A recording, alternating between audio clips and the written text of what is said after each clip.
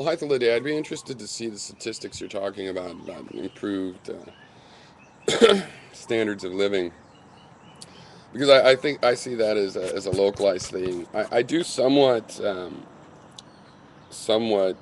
deny or don't take into account the distinction between a U.S. Western or economy, a Western economy, and the world, because it's all simply tuned different. I mean, the one distinction would be more between the democracies, the market-driven democracies, and dictatorships.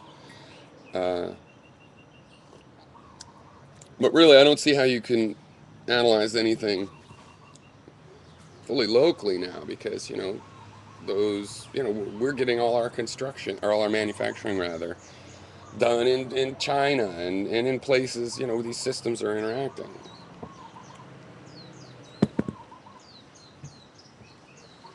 And to me, it's a little bit like if you had a slave plantation system like we had in the South. You could improve the conditions on those plantations. And of course, I'd be all for that. If I was a slave, an owner, an outsider, whatever, I'd be all for that. They can't see that as a solution, right? Having really well treated slaves doesn't change the system. And though it's a little hyperbolic, I think that's basically the situation that we're in.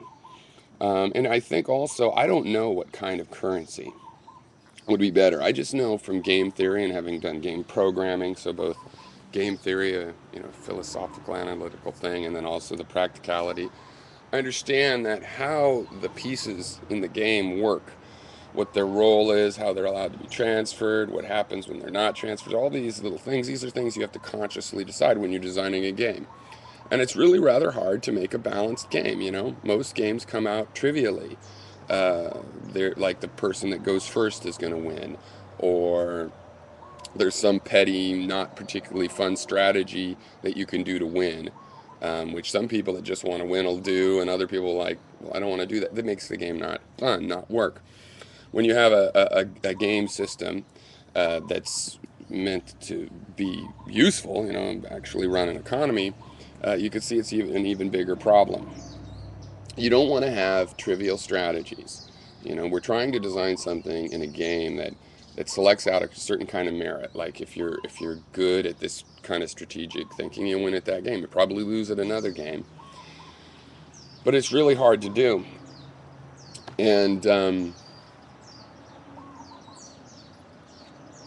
And that's what I'm talking about. This fact that, to me, that's what I think capitalism is. I don't think it's not about free markets. You can have free or not free. The idea of capitalism, I concluded years ago, is this idea that if you have money, you get to have more.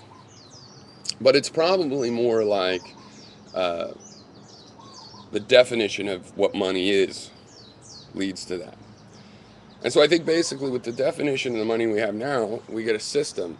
And yeah, you could improve people's conditions, but if you haven't changed the system, it's just a constant problem. The game is still trivial, still doesn't really work properly.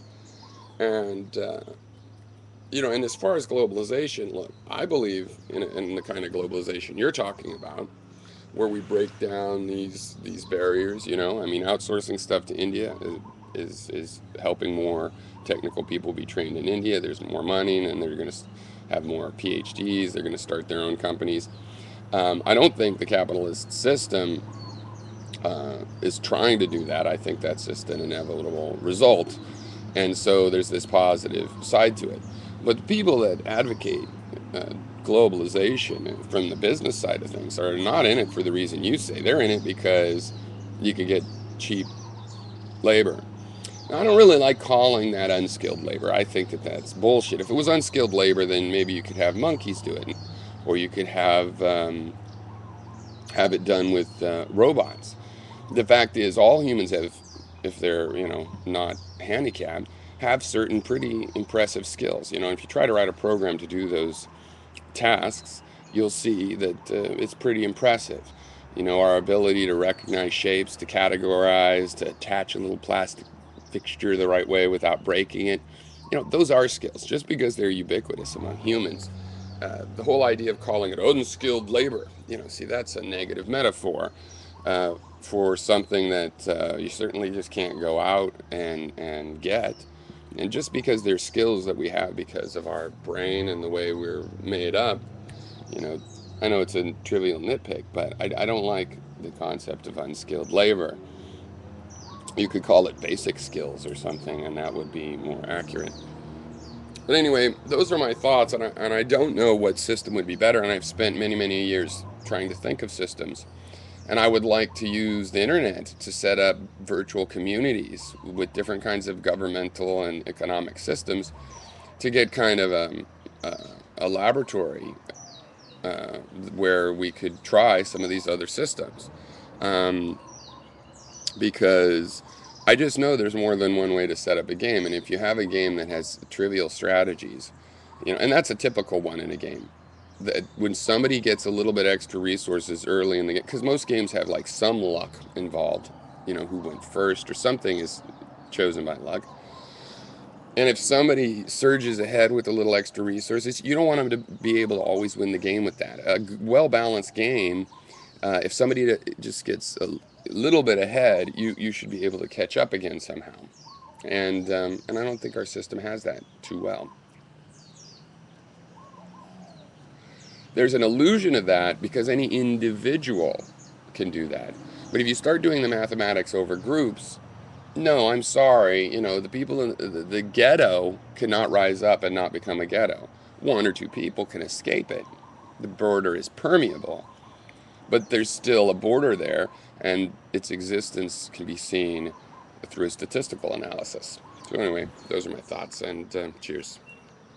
And no, this antipode really has nothing to do with this. I just decided I might use some of my antipode layers uh, every once in a while. I chose this one at random.